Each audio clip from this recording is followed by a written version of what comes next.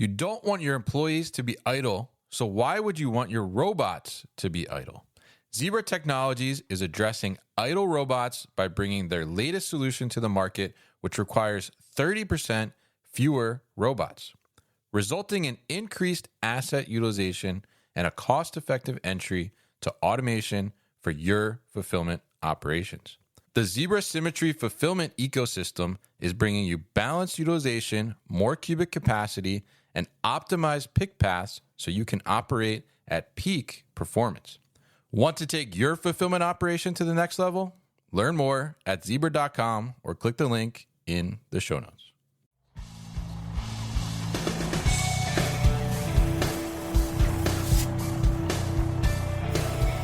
The New Warehouse Podcast, hosted by Kevin Lawton, is your source for insights and ideas from the distribution, transportation, and logistics industry. A new episode every Monday morning brings you the latest from industry experts and thought leaders. And now, here's Kevin.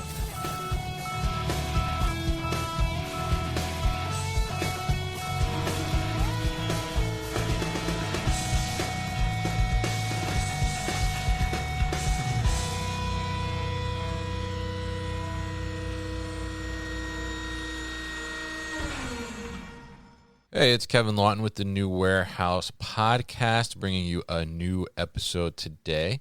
And on today's episode, I am going to be joined by Ryan Kirklewski, who is the Director of Software Product Management at Dematic. And we're going to talk a little bit about Dematic and their software division specifically. And I think, most people, when they think of Dematic, maybe they don't think of software right away traditionally. So we're going to talk a little bit about that shift and what they're kind of working on. And we're also going to talk about the landscape of the industry as well when it comes to solution providers and how they're starting to try and diversify their offerings and what's really causing that and what does that mean for you, the customer, as well. So Ryan, welcome to the show. How are you?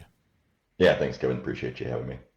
Definitely happy to get you on. Happy to talk to you about this. I think it's a very interesting topic that we're going to dive into here, and definitely interested to learn more about what Dematic's doing on the software side as well. So for people that are not familiar, why don't you kind of start us off here? Give us a brief overview of Dematic itself and what Dematic's involved in, and then also tell us a little bit about kind of your side of the business too, the software division. Yeah, sure. So Dematic, probably pretty fairly well known within the industry. We are a provider of warehouse automation and optimization solutions. Most people probably, run into us when it comes to things like ASRS solutions, Dematic multi-shuttles, conveyors, sorters. Certainly what we're probably best known for here at Dematic. We have a global footprint with employees and customers all over the globe. And we work with everything from really highly automated complex facilities and operations to customers that are still on an automation journey and kind of growing along that automation maturity journey, if you will. I work on the software side at Dematic. My background's in supply chain software and, even kind of being in this industry prior to joining Dematic, wasn't as familiar myself with the software side of Dematic's business. So it's been great to be here. I've been here about 2.5 years to be able to kind of learn this side of Dematic's business and then kind of bring my perspective into it. So I work within software product management here at Dematic. My focus is on, you can call it kind of the warehouse execution software, but not just WES, but WMS, WCS, both in, kind of managing the applications we have today and setting the strategy for where we're going from a software standpoint, making sure that aligns to our company leadership's goals and objectives, and that we're continuing to position Dematic as a leader in this market going forward, a thought leader, and how do we even not just like to revolutionize our business, but the industry here with the solutions we're putting forward. So my job is really to bring that software perspective, bring software to the front of the types of solutions that Dematic offers, and really to rethink how software is used both within Dematic solutions and just in the industry as a whole. Yeah, and I think it's really interesting to see that too. And I've worked in an operation before where we had a Dematic multi-shuttle system, right? And so very interesting to hear kind of the diversity of those offerings. And we're going to talk a little bit more about some of that software too, and what you're working on there a little later in the conversation here. But kind of want to dive into and get your kind of, I guess, temperature in a sense on the solution provider world right now in the industry, because you guys are a solution provider, right? You do many different types of things, as you just mentioned, from the physical aspect, and then also from a software aspect too as well. But I'm curious. I mean, how do you see the industry evolving as it pertains to solution providers and kind of what they're now bringing to the market? What do you think is kind of going on right now? Sure. I've often kind of seen the industry, solution providers in the industry in kind of three categories, right? Mm-hmm. There's the material handling providers. Dematic certainly fits into that category. There's the kind of pure play software providers, like your traditional WMS providers, Blue Yonder, Manhattan, companies like that. And then you've got kind of these next gen tech providers. That it's a little bit more of a broader bucket, right? You've got everything from robotics companies to companies that do just software, but maybe just real niche software, maybe purely just optimization or control tower type software. And that's where all the innovation tends to happen. It's kind of in that next gen category. And so everyone's kind of got their place in this market. But I think what you've seen over the last several years really is these companies starting to figure out, how do they grow their share of the pie. And by doing so, they've all started to kind of encroach on each other's spaces, right? So you see material handling vendors investing in software. You see software providers starting to figure out how do they get, they're not going to produce material handling, but how do they creep into that automation space, or how do they look to innovate in things like AI or optimization? And then you see these companies that are doing robotics or, AMR providers, for example, or just other companies that started with real niche kind of software point solutions. How do they expand their footprint? Right? Everyone wants to grow their business. So you do that by moving into the other areas, right? And so it's started to kind of jumble up, I feel like, the solution provider space here. And I think it's led to a lot of great innovation within this space. You see a lot of investment right now coming into the supply chain solution market. You walk obviously any, the floor at Modex or ProMat or any of that, right? You're just bombarded with solutions, right? And, to the point that it can be overwhelming, which is kind of the flip side of that equation, right? Is there's so many things out there, and it can be hard as a company looking at solution providers to really understand, what's real, right? You walk these show floors and you hear a lot of buzzwords, AI, ML, big data, whatever, pick a buzzword and you'll hear it. It's how you drive people into your booths at these shows. Yeah. But it can be really hard to then understand how do you use these technologies, what technologies are real. At the end of the day, our customers are trying to, optimize their, picking, packing, and shipping, right? How do they optimize their distribution? How do they turn a cost center into at least, if not a profit center, not a loss leader, and a differentiator and a value driver for their business. So you're certainly starting to see some convergence in this space, and I think what you're also starting to see is a focus really on software, right? Whether obviously if you're a software company like a Manhattan, right, that's always been your core business. Yeah. But when you're talking to material handling providers or AMR providers or really almost any solution provider these days in this space, it's all about software, and they're talking about how they can drive value through the software. At some level, the hardware becomes commoditized, right? I mean, how many AMR vendors are in this space right now? There's tons, a lot. And they're constantly changing, it feels like. And when someone creates something brand new, like in any industry, right, there's copycats, and then everyone tries to kind of take that just out, they try to outdo each other, but you got to also do it in a cost-effective way. And so everyone's looking for how did they really differentiate and drive value now if the hardware, and even at some level parts of the software, become commoditized. And they do that through software, right? How do I drive value through things like AI-driven optimization, better insight into my operation for better decision support, or eventually autonomous decision-making by my system? How do I avoid exceptions in my operation versus having to deal with them to begin with? And I think that's where you're starting to see a lot of providers start to focus on, is how software drives that value.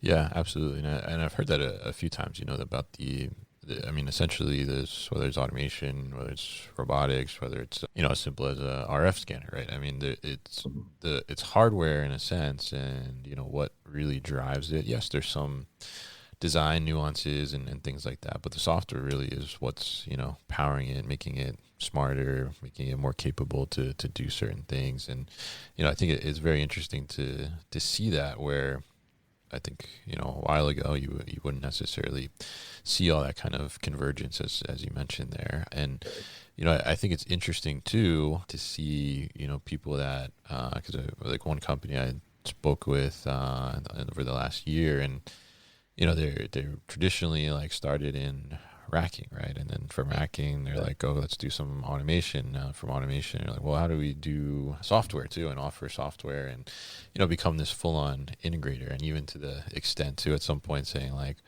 well, we need to start offering forklifts too, because forklift companies are now offering racking, right? It's like, Right. so there's this mix, right, in this kind of broad spectrum of offerings that people are trying to get out there. So I guess from a customer perspective, what does that mean for the customer? Because I think you can look at it in two ways, essentially, right? I mean, you have the opportunity now where a customer maybe can, not necessarily one-stop shop, maybe in some cases, right? But they, can get that. But then also, maybe there's some risk there where, solution providers are just trying to jump on something quickly and, don't necessarily have the best offering there could be. But what's your view? I mean, how does that start to impact the customer? I mean, both, on the positive and negative side there. Yeah, I mean, it's great for the customer from the standpoint that there's more available to them in terms of solutions, right? The innovation that you're seeing in this space, I think is great, short term and especially long term, because you'll see that innovation continue to mature and grow. And so from a customer standpoint, if you're in the supply chain space right now, there's just a ton of different solutions available to you, which is also can be a negative too, right? When you've got so many solutions that are available to you, and then you've got to try to kind of piece all together, right? What solutions do I really need? What solutions do I need from different vendors potentially, and how do you make them work together? If I'm working with three different vendors on three different solutions that together make up, what's supporting my operation, how do I do integration? Does the integration work? What about a data strategy? If I want to ever use AI, I need to have really, really good solid data, and I need to have a good data strategy. And if I'm using different systems, do I have a unified set of data that I can use for training AI models and things like that? So there's certainly challenges there. I think you kind of alluded to it as well. There's companies that you know have traditionally done a certain thing and then start to move into another area. How good are they going to be at that area, right? I mean, not every company is the best at everything. Certainly, companies can be good at multiple things, and certain companies are really good at kind of bringing other solutions to bear as a systems integrator, and integrating them into a kind of a common solution set for a customer. So if you're a customer in this market, not only do you have to think about what types of solutions do I need, you then got to think about what type of vendors do I want to work with. And a lot of this comes down to trust, obviously, right? When being in the space and working in professional services prior to joining Dematic, it's all about building trust, right? And if you can trust that the vendor you're working with both has the expertise to do what they're going to say they can do, has that knowledge, but also has a track record of delivering solutions over an extended period of time, and understands your business. Right, at the end of the day, it's about having that knowledge to be able to provide a solution that's going to support a customer's business. Every customer, certainly that we have, and every customer that any provider has is unique in some regard. Right? Yes, they're all in supply chain and distribution, but we've all got, every company has a nuance to it. It's how we create competitive advantage. This is not a cookie cutter industry, company to company. And so you got to be able to bring together that knowledge, that experience, that understanding of these solutions and how they work together, really to provide an effective solution, for your customers. So I think, for customers, it's great, right? Obviously you've got all this available to you, all this technology and innovation, and you'll continue to have more of it going forward, because I don't see this, tech innovation revolution within supply chain slowing down anytime soon. But it can be difficult to figure out how to use it. It feels overwhelming. And like I said, having a company that you can work with that understands all these technologies, can bring it all together, I think is essential to success. Yeah, absolutely. And I think that's a great point there too, because it is, you mentioned earlier, you go to like Modex or ProMed and you're surrounded by solutions everywhere you look, right? And and it can certainly be overwhelming. I mean, the innovation is great, right? But all that innovation, and whether it's people that have been in the industry for a long time, like yourselves, Dematic, or it's startups, right, that are trying to bring innovation into, it's great for the industry overall. But for someone that's trying to decide and determine which is the right one for them, it's certainly it's a little decision fatigue, I guess, right, in a sense, where it's just like overwhelming and very, very saturated, I guess, in that sense. But so very interesting perspectives there, and really interesting to hear about how that kind of shift is happening. And I think it's interesting to see too how that'll continue to evolve, and how customers will utilize that and leverage that to their advantage in some sense. So I'm curious, I mean, from a Dematic's perspective, you're on the software side, right? And as we kind of said in the beginning, when people think of Dematic, they don't necessarily first thing think of software, right? So tell us, I guess, on the software side of Dematic, what are you developing, and what are you guys working on, and what's the concentration on software? How is that kind of coming to the market? Yeah, sure. So, Dematic is, kind of right there in the middle of all this with, trying to kind of rethink, from a software standpoint, how we bring solutions to market. We have internally a, wide portfolio of, WMS, WES, WCS solutions, as well as, asset management and analytics tools as well. Tools that you would use when you're running a lot of automation in a facility, to make sure that both they're integrated and running, but that they're running well, and that you can keep them up and running. From a software standpoint, what our focus really is on now is how we move our software portfolio into the next generation. Really what that means is, you talk about WMS, WES, WCS, and these names we give these different sets of capabilities. Yeah.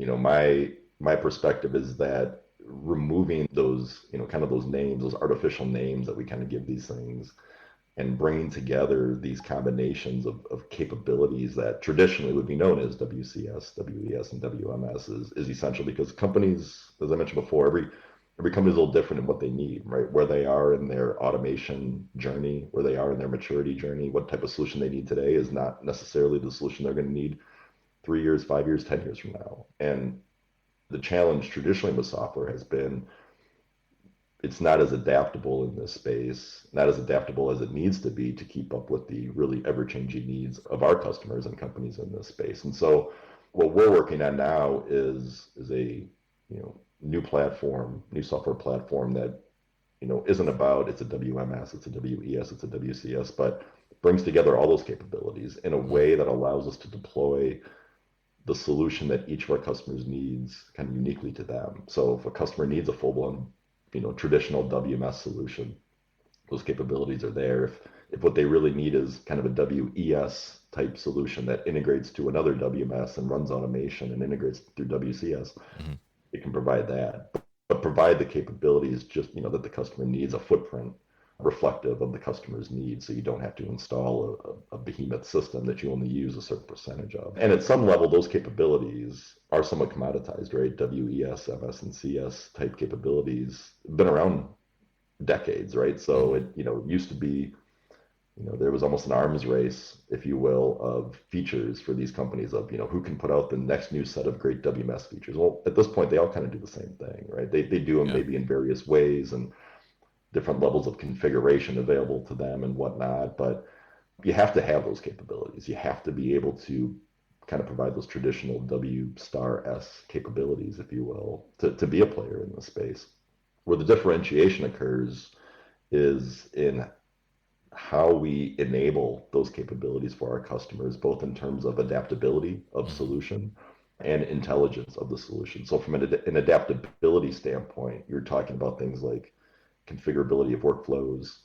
You're talking about simplifying the integration of software to software systems and software to hardware systems. That integration is often a long pole in the tent when it comes to project work, and is often very custom, fraught with risk, and hard to support long term. And so you see companies like, say, an SVT trying to solve just that problem.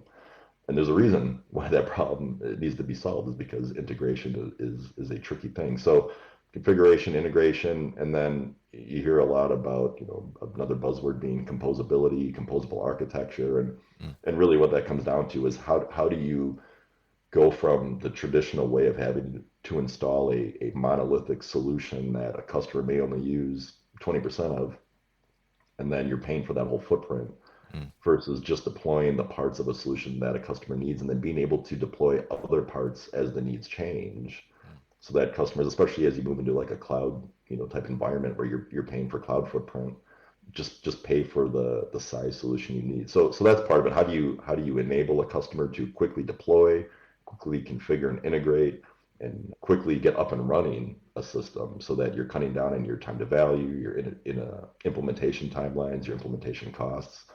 And then the other part of that is the intelligence, right? How do you leverage data, whether that be through artificial intelligence and machine learning or just advanced data analytics and algorithms, to be able to actually now drive some real operational value throughout a customer's distribution site and a distribution network. So, we're talking about things, like I said before, proactive decision support to be able to get ahead of exception scenarios before they occur. And if exception scenarios do occur, how do we help our customers quickly identify and get to a resolution of how to solve for those types of exception scenarios that happen? And beyond that, how do we get the system itself to become more intelligent over time so that as exception scenarios occur or decisions have to be made in an operation, the system is able to use data and use different inputs to make decisions that don't always need a user input. So when you've got scenarios like stockouts, or you've got an unexpected change in your available labor, or a piece of your machinery goes down, or there's a sudden spike in demand of an item that you just weren't prepared for, and these things happen all the time in operations, and it today requires somebody to constantly be, or some people to constantly be making decisions about what needs to be done. And that's been the traditional way. And if the system can become more intelligent and learn over time what to do in these situations, what happens when, I have an AMR that goes down suddenly, or one of my conveyors stops working, or suddenly I have, a bunch of inventory I thought I had, but I don't. And now I have demand for it. What do I do?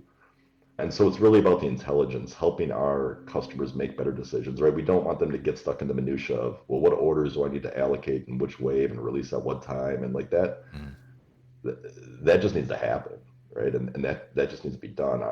We want to use the human capital that we have in the warehouses to, solve the decisions that, humans need to solve, and not get hung up on managing, having to micromanage the operation. That's why you have a system, right? And I've seen in years past where people pay to put in systems and they end up having to hire more people just to run the system. So you now increase your labor just to run a system that was supposed to make your operation more efficient and easier to operate. So adaptability and intelligence, I think, are where you drive value these days. Again, you got to have the features, you got to have the capabilities, you got to be able to receive, put away, pick, pack, ship, and everything in between. That's just the price of admission at this point. But if you really want to drive value for customers, you need to make their life easier, right? And you need to make the operation more efficient in a way that doesn't bog them down with having to make a million decisions every day. Yeah, absolutely. And I think that's such an interesting point there, because I've heard similar situations too, where companies do, whether it's some type of solution system or otherwise, it's supposed to make things easier, right? More efficient, it's supposed to save cost at the end of the day. And then, like you said, you end up adding additional people just to make it run and make it happen. And I think, it's such the backwards way, I think, of going about it, right? In a sense. And that's obviously not the expected outcome when you do something like that. So I think, seeing that technology that you're talking about being able to start to make decisions on its own, I think, frees up an operation to focus on executing, right? And, not worrying about that. And oftentimes too, when you see, if there needs to be some manual intervention or some decision making happen, sometimes it's, by the time you either recognize that or, are able to get the data and make an informed decision, you're depending on your decision-making process, sometimes it's like, well, I can't make the decision. So now I got to wait for this other person to make the decision. Right. And then we got to wait for the other person to make the decision. And then it's got to come all the way back down. By the time you do that, like you've missed the opportunity to avoid a real disruption, right? Exactly. And when you talk about disruption in especially in a warehouse fulfillment environment, high volume, you're setting yourself behind pretty quickly there, depending on how many units you're moving through. Just a couple hours can be a pretty big impact. So, I think it's very interesting that you point that out. So now tell us a little bit about this software that you're putting together, and you mentioned, so it's a combination of bringing the WMS, WES, WCS together, right?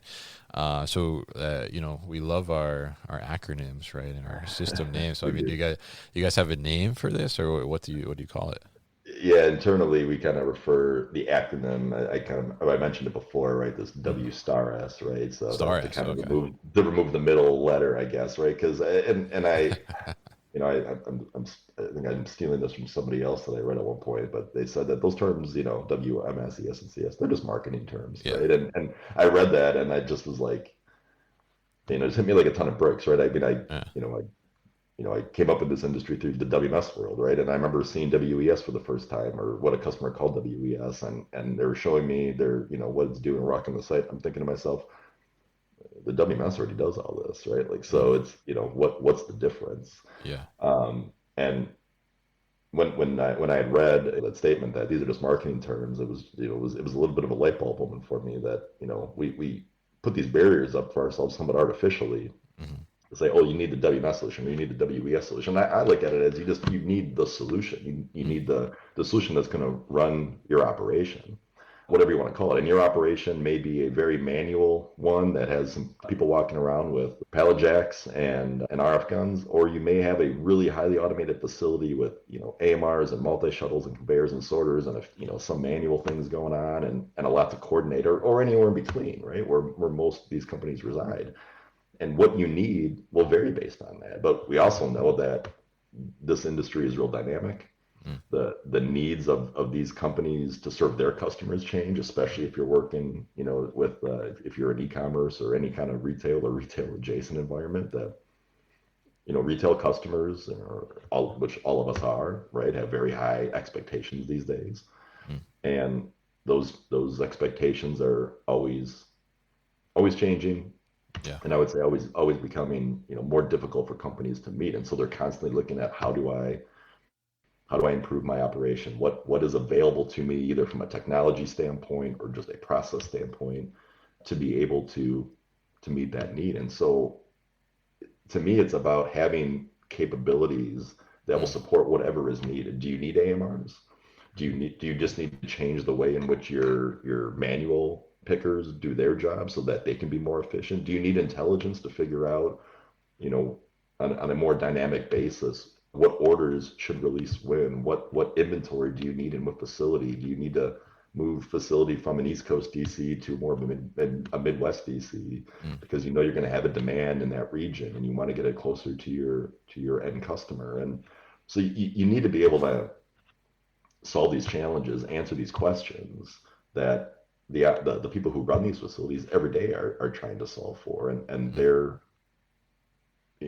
sometimes they have the data to solve those or to make those decisions, and sometimes they don't, or they're going off gut feel, or they're reacting. And so so from a name standpoint, I guess right now we would refer to it as kind of W star S. I think we'll work to have a better name long term and what that all means. But again, it's almost not having a name is almost kind of part of the point in a sense, right? Where it's like, doesn't matter what we want to call it, right? What I'd like for someone to be able to do is say, when they think about, Dematic's software solution or Dematic software platform, they recognize it as whatever my operation is today. It supports that because it's got all those capabilities, and it's got the ability to put together the right features that I need to support this operation today. And I know that when my operation will change, because it will, maybe we just don't know exactly when it will change, that same software solution, that same software platform will have those capabilities I need when I need them. And we can turn those on and off. We can integrate AMRs if we need to. We can, we can run multi-site, we can run distributed order management type capabilities. Whatever the need is, we have those capabilities. And so that's to me really what this is all about is Mm. having that confidence in a solution to solve the problem today, but then to be able to grow right with the customer at the same time. So that's really what it's about. Yeah. How do we allow for adaptability, and how do we allow for intelligence? Those are the two words I often go back to when I talk about kind of what our driving themes should be, or the driving force should be behind this type of a solution. Yeah, absolutely. And I love that too. I mean, I think that it is like, who cares what the name is, right? I mean, as long as it solves the problem. I mean, maybe you could be so bold to call it just like your solution, basically, like straight up, like this is going to solve whatever you have going on. And I think that Dematic makes software. total sense, right? But Yeah. but names aside, right? I think we want to touch on too here that you guys were named to Gartner's Magic Quadrant for warehouse management systems for the first time ever, right? So tell us a little bit about what does that mean, and how does that kind of help you guys make a mark here on the software side? Yeah. So I guess it was this year's Gartner Magic Quadrant. Dematic was included for the first time. It was the first year that we had actually gone through the process Mm. of going through that review process with Gartner. So it was great. We were very excited to be included in that, and I think what that represents is a couple things, right? A validation of the capabilities that we have today in our software, and the kind of just the validation of the solutions we provided to our customers to date, right? So in the Magic Quadrant is looking at what you have to offer the customer today, right? And what you've Mm. delivered over the last, however long they look back. And so it's certainly a validation that our capabilities internally are right up there, with other industry leaders, right? And we mentioned earlier, Dematic, often not known as being a software or a company with software, right? I mean, we offer mechatronic solutions. That's a really important part of our business, but the Mm. software, I believe, is what's really going to propel us forward and allow us to continue to be a dominant leader in the space. And so to me, the Magic Quadrant was a way for us to kind of just put our mark out there and say, like, yeah, no, we're here to play in the software space, Mm. and we're not starting from scratch. We have a long legacy and long history of delivering software solutions, and so that's great. That's somewhat validation of how we got to here, and it's certainly it speaks to all the work that countless people within Dematic Mm. over a long time have worked on solutions. And so it's a great kudos to them and the work that they've done. Now our job is to say, this is how, we're here today. How do we want to continue to position ourselves as a leader in the space going forward, and kind of live up to that reputation, right? So certainly we share, with analysts and that our vision for our software, where we're going in terms of this kind of combined W star S solution platform, and Mm. why we're doing it. More importantly, the problems we're trying to solve for, and how we're trying to really push the industry forward for our customers, for the rest of the market. I think oftentimes a lot of customers may look at a Dematic and say, well, if I don't need a gigantic automation solution, Dematic may not be the company that I should be talking to. And I think that's couldn't be further from the truth. Mm. Right. I think from a Dematic standpoint, yes, we do implement in very complex, highly automated sites, but that's not all the sites that we do. It's the ones that, get the kind of get the eyeballs, if you will, and get the press. But our experience, our knowledge of how to optimize, how to solve these complex challenges in warehouses, which exist both in highly automated sites and in Mm. less automated sites. Yeah. That experience that we have, that I think the Magic Quadrant kind of validates, that we've been able to put into the software we built, allows us to now propel that solution set forward, adding in things like adaptability, adding in AI driven intelligence, and these things that will now kind of drive to the next generation of warehousing. And so for me, I look at the Magic Quadrant as great validation of what Dematic has done to date, and almost motivation or a mandate now for us to say, if we want to Mm. continue to be a leader in this space, we need to evolve our thinking. And just like any space, but certainly any space like this that has a lot of innovation in it, if you're not pushing the ball forward Yeah. within your own company, you will be left behind. And so this is our opportunity now to kind of reset the narrative around who is Dematic, and not change who we are, right? We're not going to Mm. get rid of automation solutions and that. We're going to expand who we are. We're going to evolve who we are, and we're going to be able to, I believe, better serve our customers in the market because of it. Awesome. Yeah. Yeah. And congratulations to you guys, of course, for that placement. And, I love what you're saying there. And I mean, I think it makes sense that, like you said there, you got to keep pushing the ball forward, right? I mean, even if you have the most innovative solution out there right now, that doesn't mean, a year from now you're going to be in the same spot, right? So you have to continue to develop and evolve and, be able to meet those end user and customers' needs who at the end of the day are trying to do the same thing. They're trying to serve their customer as well. So, I think it's a great thing that the way you're looking at it and the perspective you have on it. So very interesting to talk to you today here, Ryan, and learn about what Dematic is doing on the software side and get your perspective on the solution provider market too as well, and how that's evolving over time as well. So if people are interested in learning more about Dematic and maybe specifically finding out more about the software side of things, what you're working on, what's the best way to do that? Yeah, so they can go to our website, Dematic.com. It's got a lot of great information both about our automation mechanized solutions and as well as our software. People can feel free to reach out to me directly if they're interested in learning more or just connecting. You can find me on LinkedIn. But yeah, this is a topic I could talk about a long time. So happy to talk with anyone who'd like to kind of learn more about it or just kind of talk through kind of where this industry is going. It's a great time to be in this if you're a technologist and someone who likes to see how technology innovates. So I think it'll be really interesting to see where this industry goes, especially in the next 5, 10, 15 years. Yeah, absolutely. And 5 years from now, maybe we'll be checking in with you to see what the next 5 years will be looking like. So we'll have a name. We'll have a name for you, a new acronym that we can use at that point. Yeah, in 5 years. Yeah, definitely. All right, sounds good. So Ryan, appreciate you once again coming on the show today, and we will definitely put those links for everybody at thenewwarehouse.com as well as in the show notes here too. So thank you once again, Ryan, for your time today.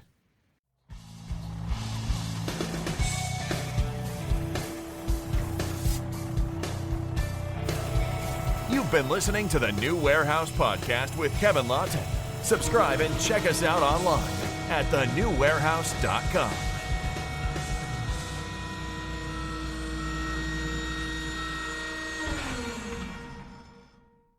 Enjoyed this episode? Make sure you are subscribed to the podcast, and for more content from the New Warehouse, find us on LinkedIn and YouTube. Links to subscribe can be found in the show notes, and for everything The New Warehouse, head to thenewwarehouse.com.